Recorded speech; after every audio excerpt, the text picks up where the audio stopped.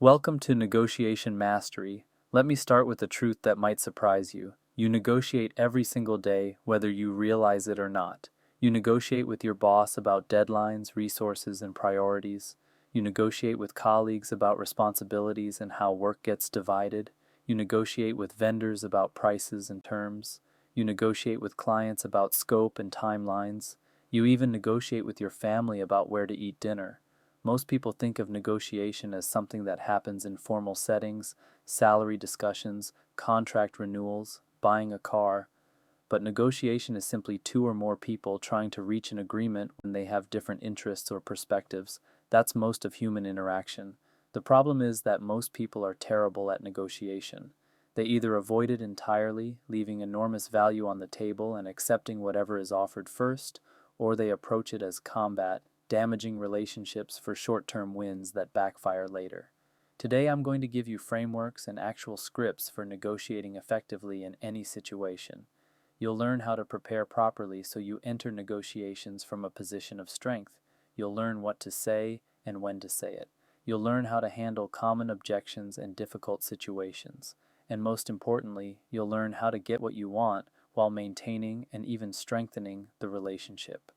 By the end of this hour, you'll have tools you can use in your very next negotiation, whether that's tomorrow's vendor call or next month's salary review. Let's get started.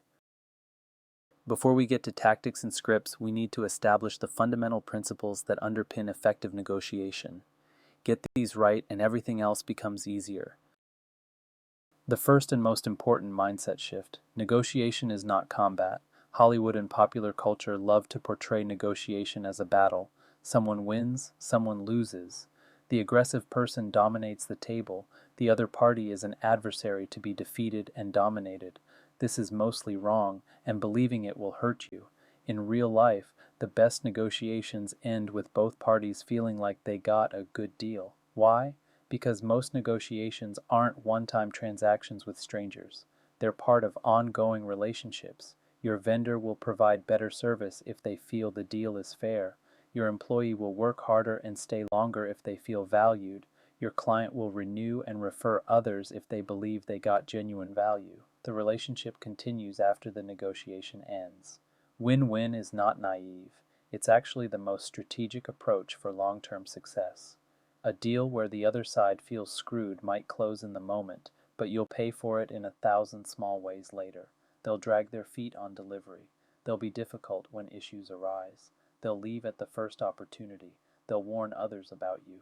Aggression works in movies. In real negotiation, it usually backfires badly. The other party digs in out of principle. They look for ways to retaliate. They badmouth you in your industry. The short-term win becomes a long-term loss. Approach negotiation as collaborative problem-solving. You're trying to find an outcome that works for both parties. That doesn't mean being a pushover.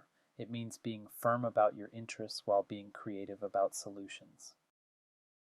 One of the most powerful concepts in negotiation is the distinction between positions and interests. Positions are what people say they want. I want $90,000. I want delivery in 2 weeks. I want the corner office. These are stated demands. Interests are why they want it. The person who wants $90,000 might actually care about feeling valued, or covering specific expenses, or being paid fairly compared to peers. The interests underlying the position often have multiple possible solutions. Most negotiations get stuck because people argue about positions. You say 90, I say 80, we meet in the middle at 85. This is crude and often leaves value on the table. Better negotiators explore interests. When you understand why someone wants what they want, you can often find creative solutions that meet their underlying interest without giving in on your position. The magic question is, help me understand why that's important to you. This surfaces the interest behind the position. Maybe they don't actually need delivery in 2 weeks. They need certainty about when they'll have it so they can plan their launch. You might not be able to do 2 weeks, but you could give them a guaranteed date with penalties if you miss it. When you're stuck, step back from the positions and explore the interests. There's almost always more room for agreement than the positions suggest. I want you to internalize this principle because it's the foundation of negotiating power. Your power in any negotiation comes primarily from your ability to walk away. If you absolutely must have this deal, if you have no alternatives, you have very little leverage. You'll accept whatever they offer because you have no choice. But if you have good alternatives, if walking away is a genuinely acceptable outcome, everything changes. You can hold firm on what matters. You can say no to unacceptable terms. You can wait for a better offer. This is why preparation matters so much. Before any significant negotiation, you should have cultivated alternatives. You should know exactly what you'll do if this deal doesn't happen. And ideally, that alternative should be pretty good. Throughout this episode, we'll talk about how to build and leverage this walkaway power. It's the single biggest determinant of negotiation outcomes, far more important than any clever tactic or phrase. Let's dive deeper into where your power in negotiation actually comes from. Spoiler, it's not from being aggressive or clever, it's from your alternatives. BATNA stands for Best Alternative to Negotiated Agreement. It's the most important concept in negotiation, and it's surprisingly simple once you understand it. Your BATNA is what you'll do if this negotiation fails completely. It's your plan B. If you're negotiating a job offer, your BATNA might be another job offer you have, or staying at your current job, or continuing your job search. If you're negotiating with a vendor, your BATNA might be going with a competing vendor, or building internally, or doing without. Your power in any negotiation comes primarily from the quality of your BATNA. If you have a great alternative, you can walk away if the deal isn't good enough.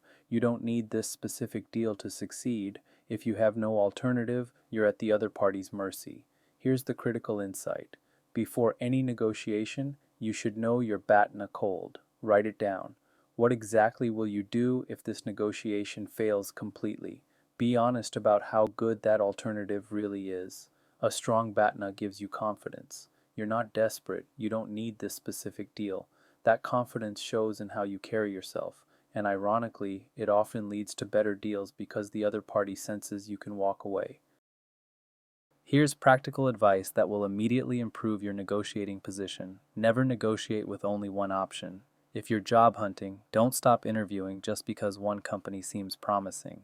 Keep other conversations going until you have a signed offer in hand. Having multiple options dramatically improves your negotiating power. If you're selecting a vendor, talk to multiple vendors in parallel. Even if you prefer one, having competing quotes gives you leverage and information. If you're a vendor selling to a client, make sure you have multiple prospects in your pipeline. Dependence on any single deal weakens your position. Before any significant negotiation, research your alternatives thoroughly. What are the other options? What would they cost or offer? How do they compare? This information directly powers your negotiating position. And here's the key difference that matters. Make your BATNA real, not theoretical. I could always look for another job is a weak theoretical BATNA. I have an interview at Company X next Tuesday is a strong real BATNA.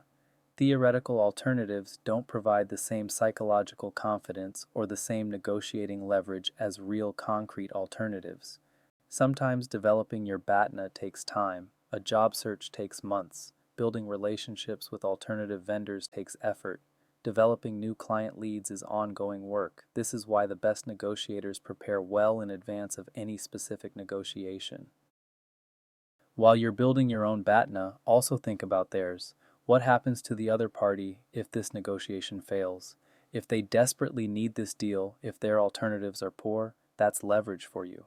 They'll be more flexible, more willing to make concessions, more motivated to find an agreement. If they have great alternatives, they'll be tougher negotiators. They don't need your deal any more than you need theirs. Understanding their BATNA helps you calibrate your approach. If they need you more than you need them, you can push harder. If the reverse, you'll need to be more accommodating. How do you assess their BATNA? Research is the starting point. What other options do they have? Who else might they work with? How urgent is their timeline? In the negotiation itself, ask probing questions. What's your timeline on this decision? Who else are you considering? What happens if we can't reach agreement? Their answers, including their evasions, give you information. Never assume their position is as strong or as weak as it appears. People bluff, they project confidence they don't feel, or they undersell their alternatives to seem more desperate than they are. Gather information and make your own assessment. One of the most common questions in negotiation: should you make the first offer or should you wait for the other side to go first? Let's break this down. There's genuine debate about whether to make the first offer. Here are the trade-offs you should understand. Going first gives you the anchor advantage. Extensive research shows that final negotiated outcomes are heavily influenced by the first number put on the table. A high anchor pulls the negotiation higher. A low anchor pulls it lower. The anchor has disproportionate influence on where things end up. But going first also carries real risk. If you name a price and they immediately and enthusiastically agree, you probably could have asked for more. You've left money or value on the table without even knowing it. My rule of thumb: go first when you have good data about the appropriate range. If you've done your research, if you know what the market rate is, anchor high and let them negotiate down. Your research protects you from anchoring too low. Wait when you're information disadvantaged. If you truly have no idea what range is reasonable, let them go first. Their offer gives you valuable information about their expectations and the possible range. Then you can counter appropriately. In practice, this often means doing thorough research before the negotiation, so you can go first from a position of knowledge rather than waiting from a position of ignorance. Anchoring is one of the most powerful psychological effects in negotiation. The first number mentioned heavily influences where the negotiation ends up, even when people try to adjust for it. If you're selling something, whether that's your services, your product, or your labor, anchor high. Name a number at the ambitious end of the reasonable range. Not absurd, but ambitious. If you're buying something, anchor low. Start with a number at the low end of what might be acceptable. Again, not insulting, but assertive. The key qualifier is defensible. Your anchor should be ambitious, but you need to be able to explain why it's reasonable if challenged. Based on my research, similar roles at companies this size pay in the range of X to Y is defensible. A number you pulled out of thin air will undermine your credibility if they push back. Once you've set an anchor, the other party's natural instinct is to negotiate toward it. They'll counter, you'll counter back, but the final number tends to be closer to the anchor than it would have been without one. This is exactly why letting them anchor first is risky. If they anchor low, you're now fighting uphill to get to a reasonable number. Better to set the anchor yourself when you have the knowledge to do so. What if they anchor first? How do you respond to a number that's lower than you wanted? First and most importantly, don't accept their frame immediately. Their first offer is rarely their best offer. It's a starting point for negotiation. Counter with your own anchor. That's interesting. I was thinking more in the range of X. This plants a competing anchor. Now the negotiation happens between the two anchors, rather than just moving toward theirs. Use the flinch. When they name their number, react visibly. Show surprise, even if the offer is better than you expected. The flinch communicates that's not in the range I was expecting, without you having to say it directly. It prompts them to reconsider or improve their offer. Use silence. After they make an offer, resist the urge to immediately respond. Pause. Look thoughtful. Let the silence hang for several seconds. This is deeply uncomfortable for most people, and they'll often start filling the silence by improving their offer unprompted. The key is not to accept their first number as the starting point. Reset expectations with your own anchor and then negotiate from a better position. Let's cover specific tactical responses, the things you can actually say in the moment during a negotiation. These are tools to have ready. We touched on silence, but let me emphasize just how powerful this tool is. Silence might be the single most underused tactic in negotiation. After they make an offer, resist every urge to immediately respond. Don't say, don't fill the space. Just pause. Look at your notes. Stay quiet for 3 to 5 seconds, longer if you can manage it. This silence is deeply uncomfortable for the other party. Most people cannot tolerate it. They'll start filling the space, and remarkably often they'll improve their own offer without you saying anything at all. We're offering 80,000. Silence. Of course, we might have some flexibility there. We could potentially go to 85. The silence does several things at once. It signals that you're not jumping at their offer. It creates psychological pressure for them to do better. It gives you time to actually think rather than react emotionally, and it often produces concrete improvements without any effort on your part.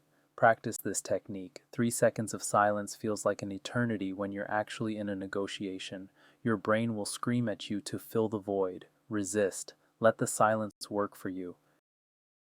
Here's a rule that applies to almost every negotiation. Never accept the first offer, even if it's better than you expected. Why? Because the first offer is almost never their best offer.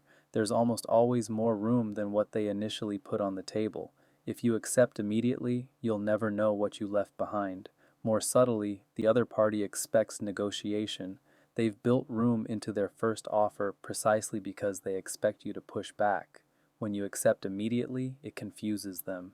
They often experience buyer's remorse, wondering what they could have gotten if they'd started lower. Accepting immediately also signals desperation or naivety. Neither is a good look. It can actually harm the relationship because they may feel they didn't negotiate well or that you'll be an easy mark in future dealings. Even when the offer is fantastic, take your time. Say, "Thank you, this is interesting. Let me take a day to review everything and come back with any questions." This creates space for negotiation without rejecting anything. It's professional and expected. Use that time to think about what else you might ask for. Maybe the base offer is good, but what about signing bonus, start date, title, scope of work? There are usually multiple dimensions to negotiate beyond the headline number. Sometimes the other party will try to shut down negotiation with a take it or leave it ultimatum. How do you handle this? First, understand that take it or leave it is rarely actually final. It's often a negotiating tactic to stop the back and forth and pressure you into accepting. People say it when they're tired of negotiating, not necessarily when they've hit their true limit. You can test whether it's real. Try, "I understand, and I appreciate you being clear about your constraints on price. Let me ask about some other aspects that might help me make this work." Then shift to negotiating other dimensions like terms, timing, or scope. If they truly won't move on one dimension, often they have flexibility on others. Can't increase the price. Maybe better payment terms. Can't extend the deadline. Maybe reduce scope. Explore what else might be in play. You can also call their bluff gently without being aggressive. "I understand your position. This is an important decision for me. Let me sleep on it and come back to you tomorrow." This creates space without forcing confrontation. If they really can't do better, you'll know. If they can, they often call back with movement. The key is not to panic and accept immediately and not to walk away in anger. Test the limits calmly and professionally. Let's talk about handling the objections you'll inevitably face. "That's too expensive. That's not in the budget. We can't do that." Here's how to respond. "It's not in the budget" is one of the most common objections you'll encounter, and it's almost never actually true in the way people think. What "not in the budget" usually means is, "This isn't a high enough priority for me to find the money," or "I don't have authority to approve this expenditure without going to someone else." Budgets are not laws of physics. They're allocation decisions made by humans, and those decisions can be changed. When you hear this objection, don't take it at face value.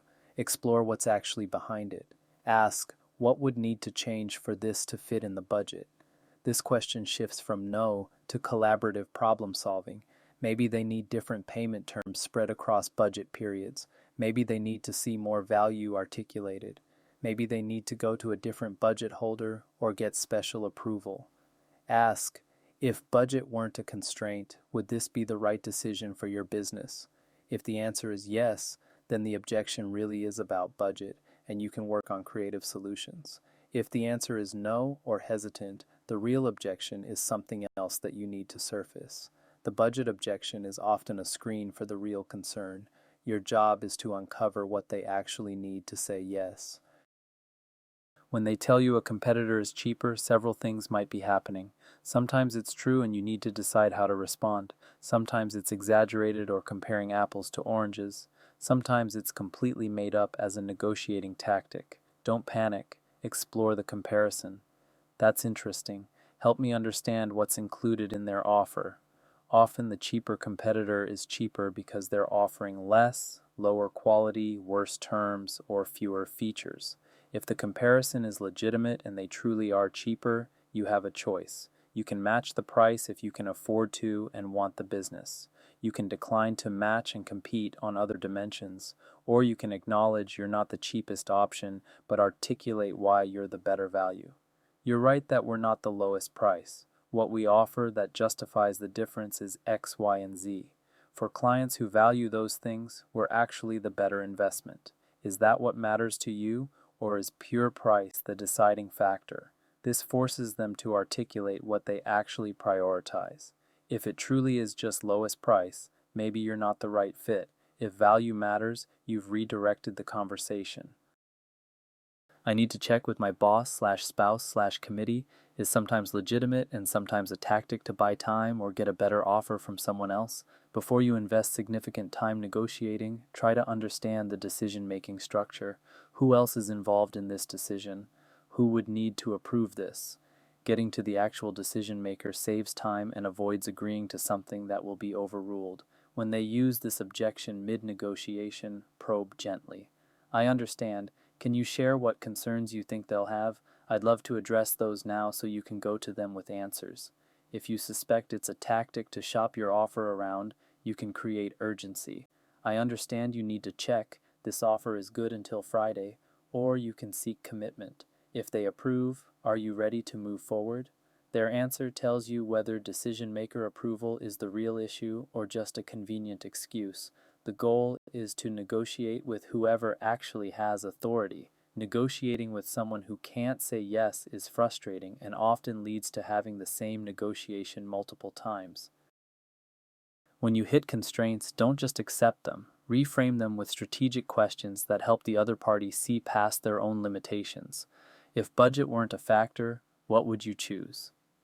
This gets them describing their ideal outcome, which tells you what they actually value most. Once you know what they really want, you can work backward to find creative solutions that deliver it within their constraints. What's the cost of not doing this? Every decision has an opportunity cost. Help them see it. If they don't buy your solution now, what problems persist? What revenue is lost? What risk continues? Reframing from "can we afford to do this" to "can we afford not to" changes the calculation entirely. Can we phase the investment over time? Maybe the full amount right now is too much, but spreading payments across budget periods or starting with a smaller scope and expanding later might fit within their limitations. Your goal with these questions is genuine collaborative problem solving. You're helping them think creatively about solutions they might not have considered on their own. Urgency can move negotiations forward, but it absolutely must be authentic. Artificial deadlines that aren't real will backfire and permanently damage your credibility. Legitimate urgency comes from real constraints. This pricing is available through end of month because that's when our fiscal year ends and pricing may change. That's real and reasonable and fair to share. We have limited capacity and can start your project next month if we finalize this week. Otherwise, it would be the following quarter. If that's genuinely true, it's fair to share it because it helps them make an informed decision. I have another offer I'm considering that expires Friday. If you actually have competing options, mentioning them creates legitimate urgency and isn't manipulative at all. What you should never do: fake scarcity, made-up deadlines, or pressure tactics that don't reflect reality. This offer is only good for 24 hours, when there's no actual reason for that deadline. People eventually see through this, and it damages trust permanently. The distinction is honesty. If you have real constraints, share them. Never fabricate urgency just to pressure someone. You might get a short-term win, but you'll pay for it in reputation. The nibble is a tactic you should both know how to use and how to defend against. After the major terms are agreed and they've committed to the deal, you ask for one more small thing. Great, I'm excited to move forward. One more thing. Could we include an extra month of support at no additional charge? After someone has psychologically committed to a deal, they're often reluctant to reopen everything over small items. They'll frequently say yes to small asks they would have refused earlier. This works because of commitment and consistency. Once someone says yes, they want to stay yes. A small additional ask feels minor compared to reopening the whole negotiation.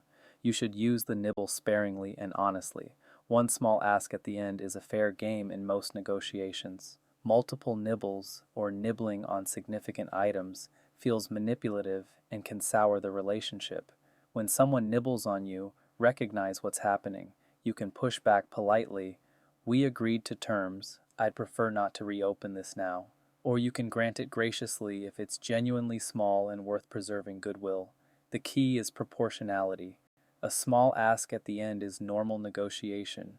Repeated nibbles feel like bad faith and will damage the relationship.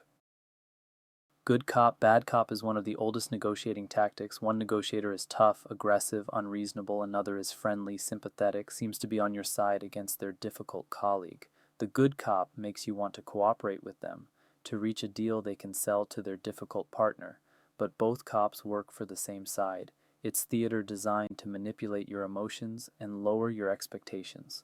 When you recognize this pattern, you have several options. First, simply acknowledge it internally. This is good cop, bad cop. Both of them are trying to get the best deal for their side. Second, you can call it out directly but diplomatically. I appreciate the different perspectives. Let me deal with both of you as a unified team representing your organization. Third, negotiate with the bad cop directly. Address your proposals to them. Get them to engage on substance rather than just playing the heavy. Often this breaks the dynamic.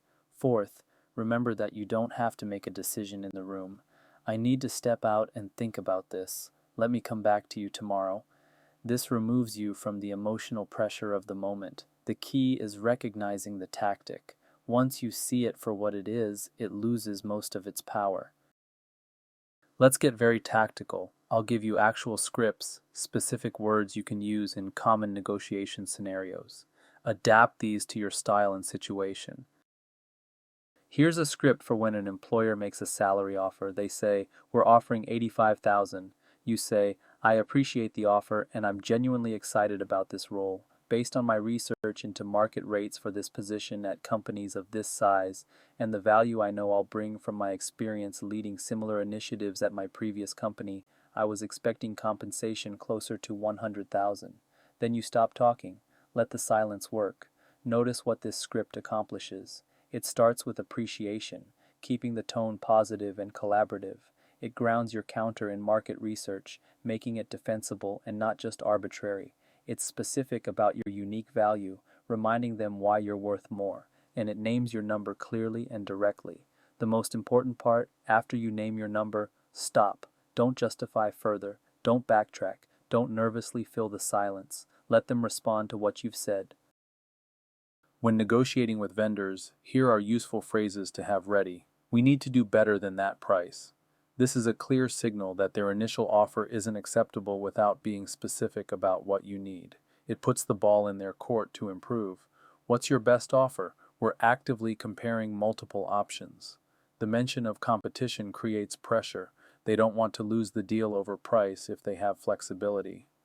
"We received a quote of X from another vendor. Can you match or beat that?" If you have a competing offer, use it. Vendors often have more flexibility than they initially reveal, but they need a reason to access it. "What's included in that price? Is there anything that could be adjusted?" Sometimes you don't need everything in the package.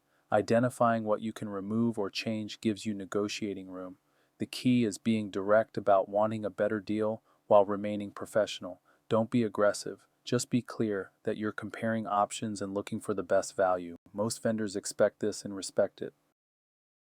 Internal negotiations with your boss require a specific approach. You're not adversaries, you're trying to solve problems together. When asking for resources, connect them to outcomes they care about. Instead of, "I need more people," try to hit the Q2 deadline you've prioritized. "I need 2 additional engineers. Without them, we're looking at a Q3 delivery. What would you like me to do?" When asked to take on more work, force prioritization. "Given all the priorities on my plate, which should I focus on first?" This makes them choose rather than just piling on. It surfaces the trade-off without you having to say no. When scope creeps, make the cost visible. "If we add this feature, what should we cut from the current plan?" We can't do both without impacting quality or timeline. The principle in all of these is making trade-offs explicit. Bosses often don't consciously realize that adding work means something else doesn't get done or gets done worse. By articulating the trade-off clearly, you're not refusing, you're helping them make a fully informed decision. What if you feel like you have no leverage? Maybe you desperately need the job. Maybe they're the only vendor. Maybe you're new and junior. Even then, you have more power than you think. Everyone has something the other side wants, or you wouldn't be negotiating. They're talking to you because you offer something they need, whether that's your skills, your business, your approval, or your expertise. Identify what that is and remember it. Find your unique value proposition. What do you offer that others don't? Even if you're junior, maybe you have fresh perspective. Maybe you're more flexible. Maybe you're enthusiastic and trainable. Whatever it is, that's leverage. Create options where none seem to exist. Can you bring in a third party? Can you change the timeline or scope? Can you offer something non-monetary that has value to them? Get creative about what might matter. Remember that relationship and reputation are forms of leverage too. Being someone people want to work with, someone who will be a great partner, someone who will make them look good, these are valuable and tradable. Low power doesn't mean no power. It means you have to be more creative and more strategic about identifying and deploying whatever leverage you do have. Many real-world negotiations involve more than two parties. A project with multiple stakeholders, a deal with multiple vendors, a decision requiring multiple approvals. These are more complex but also offer more opportunities. With multiple parties, you need to understand each party's interests and BATNA. What does each stakeholder really want? What are their alternatives? How much do they need this deal? Map the landscape before you start negotiating. Look for natural alliances. Which parties share interests with you? Who might support your position if you frame it right? Building coalitions can dramatically increase your leverage. Also watch for blocking coalitions. If two parties who oppose you team up, that's dangerous. Sometimes you need to prevent that from forming by addressing concerns early. In complex negotiations, the person who finds the creative solution that works for multiple parties often captures disproportionate value. Be the one who's thinking about how to make the whole thing work, not just your own piece. That problem-solving stance builds goodwill and positions you well. The most powerful move in any negotiation is being genuinely willing to walk away. Let's talk about when and how to do it. Your ultimate power in any negotiation is the ability to walk away. No deal is better than a bad deal. If what's being offered is worse than your BATNA, you should leave. When you've reached an impasse, signal clearly, but without aggression. I don't think we're going to find agreement today. We're too far apart on the key terms. This is direct and honest without burning bridges. Leave the door open for future engagement. I really wanted to work together on this. If circumstances change on your end, I'd welcome a conversation. This preserves the relationship and keeps the possibility alive. Here's what often happens. You walk away, and they come back with a substantially better offer. Your willingness to leave proved you weren't desperate. It demonstrated that you had real alternatives. Sometimes the act of walking away is what finally creates movement because they now believe you'll actually do it. But you have to genuinely mean it. If you threaten to walk away and then stay anyway, you've destroyed your credibility for this and future negotiations. Only walk if you're truly prepared to let the deal die. That's what makes it powerful. When you do reach agreement, how you close matters for the ongoing relationship. Summarize the deal in terms that emphasize mutual benefit. I think we've found a solution that works well for both of us. This frames the outcome as win-win, which reinforces that the relationship is healthy. Thank them for the process. I appreciate you working through this with me. I know it took some effort to find the right structure. This acknowledges that negotiation is work and shows respect for their effort. Express genuine enthusiasm for moving forward. I'm excited about what we're going to accomplish together, and looking toward the positive future, not dwelling on the concessions made. Why does this closing matter so much? Because you'll likely deal with this person again. How you close shapes how they remember the entire experience. If they feel good about the process and outcome, they'll be more cooperative when issues arise and more willing to engage positively next time. If they feel beaten or manipulated, they'll approach every future interaction defensively. Before we close, let me give you a practical preparation framework. Going into any negotiation prepared dramatically improves your outcomes. Before you walk into any significant negotiation, answer these 4 questions in writing. First, what's your BATNA? What will you actually do if this negotiation fails completely? Be honest with yourself. The stronger your alternative, the more confidently you can negotiate. Second, what's your target? What's the outcome you're optimistically hoping for?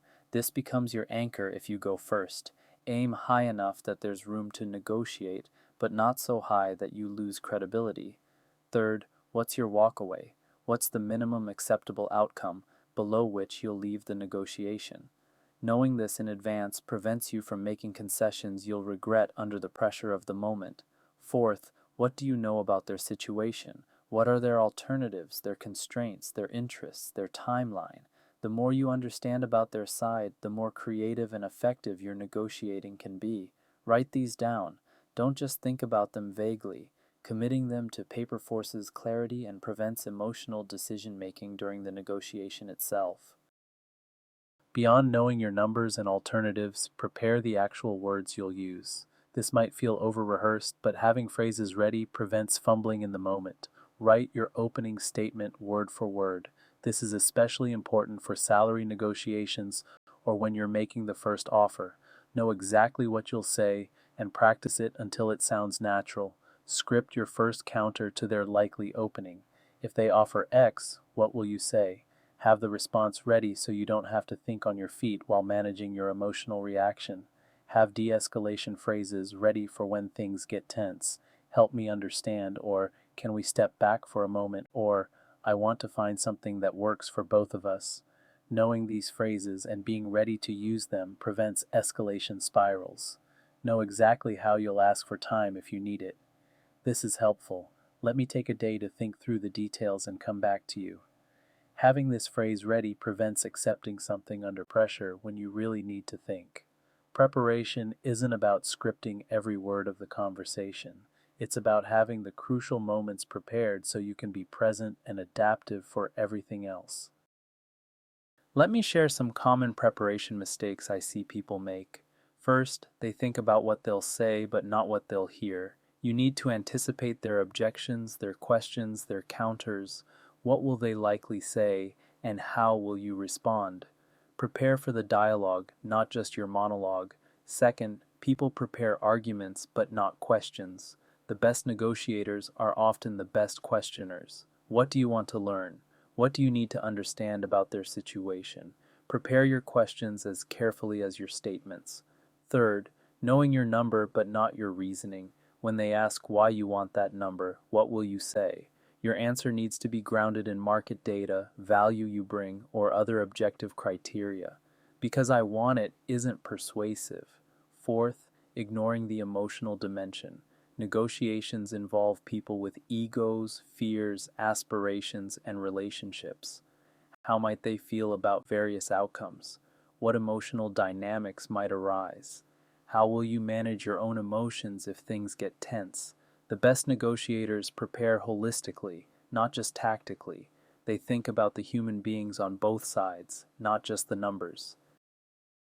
For high-stakes negotiations, preparation should include practice. Don't just think through what you'll say, actually rehearse it.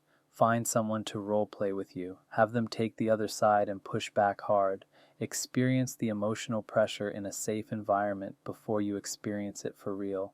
The value of practice isn't memorizing a script, it's getting comfortable with the discomfort. The first time you hear, "That's way outside our budget," your heart will race less if you've heard it in practice. Rehearse staying calm under pressure. When they make a lowball offer, when they get emotional, when they try to pressure you. Practice responding calmly rather than reactively. Pay special attention to your first 2 minutes. This is when anxiety is highest and mistakes are most likely. Practice your opening until it's automatic, until you could deliver it even when your nervous system is activated. High-stakes negotiations deserve high-stakes preparation. An hour of practice can change the outcome by thousands of dollars or the trajectory of a relationship. It's worth the investment.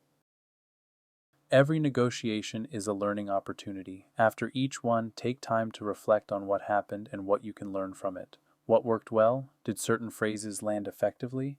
Did your preparation prove accurate? Did specific tactics produce the results you expected? Understanding what worked helps you do more of it in future negotiations. What would you do differently? Where did you feel caught off guard? What objections did you not anticipate? Where did you make concessions you now regret? Understanding what didn't work helps you improve for next time. Were your preparations accurate? Was your sense of their BATNA correct? Did their interests align with what you expected? Did the negotiation unfold roughly as you predicted? If your preparation was way off, understanding why helps you prepare better next time.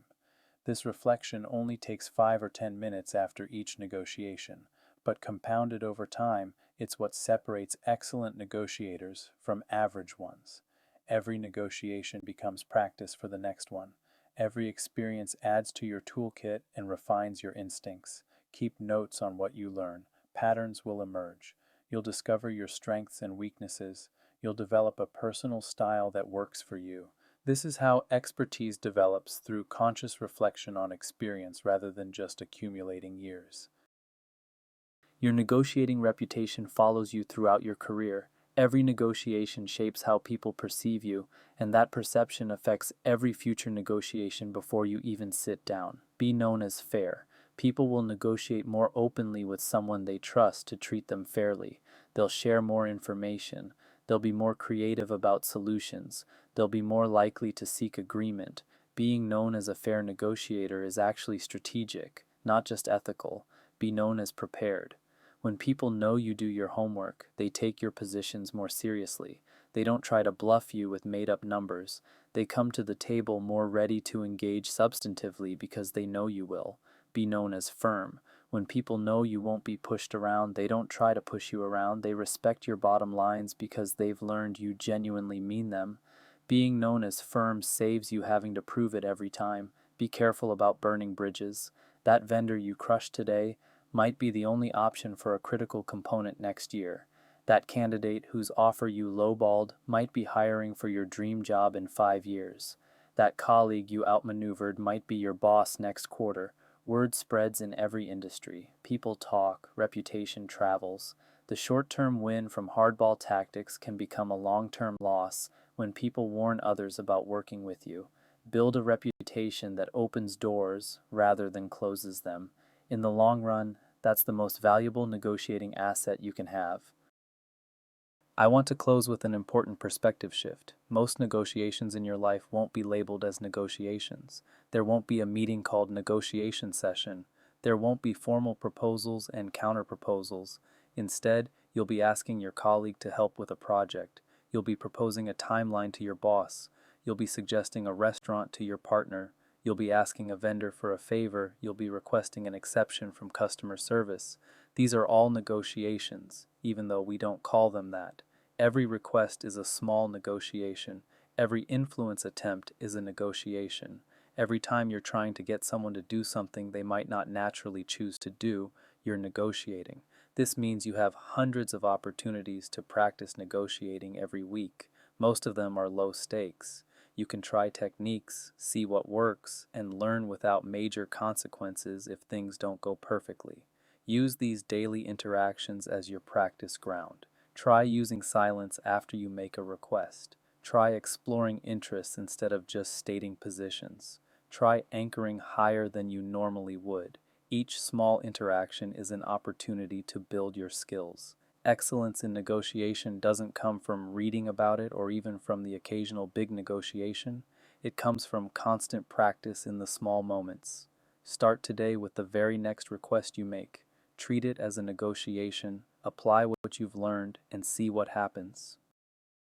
Let me close with the key principles from our time together. First, your power is your BATNA. Before any significant negotiation, know your alternatives, develop them, make them real and concrete. The stronger your alternatives, the stronger your position. Never negotiate with only one option. Second, understand interests, not just positions. When you're stuck arguing about positions, step back and explore why each party wants what they want. There's almost always creative room when you understand the underlying interests. Third, silence is your friend. After they make an offer, pause. After you make a request, stop talking. The silence creates pressure and often produces movement without you having to push harder. Fourth, no often means not yet. When you hit objections, explore what's behind them. Budget constraints can be worked around.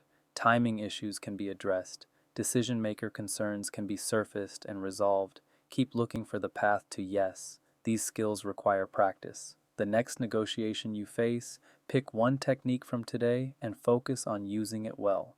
Then add another. Over time, you'll become dramatically more effective at getting what you want while maintaining and strengthening relationships. Thanks for watching, and I'll see you in the next episode.